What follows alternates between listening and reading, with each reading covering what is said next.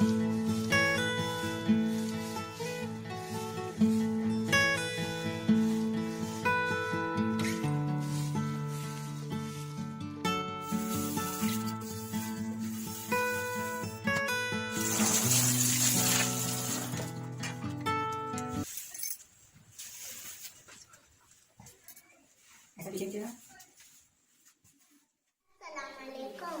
मेरा नाम सानिया मुदस्सिर खान है। मैं जमात अव्वल में पढ़ती हूँ। मैं आपको गांधी जी के बारे में 4 बातें बताना चाहती हूँ। ये है गांधी जी। सब लोग गांधी जी को बापू कहते हैं। वो हमेशा सच बोलते थे। सुबह सोए उठकर खुदा की इबादत करते थे। इनका रहन सहन सीधा साधा था। गांधी जी कहा करते थे, हम सब एक है। हिंदू मुस्लिम सिख ईसाई आपस में है भाई भाई। सब एक खुदा के बंदे हैं।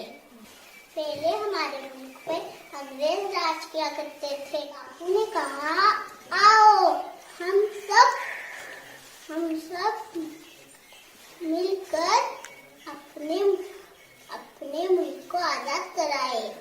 सबने गांधी जी का साथ दिया और हमारा मुल्क आजाद हुआ। मैं मोहनदास करमचंद गांधी। आप सब मुझे प्यार से बापू कहते हैं। मेरे 3 उसूल है।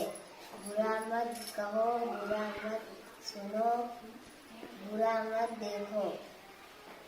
मुझे सफाई पसंद है और मेरा हथियार अहिंसा है।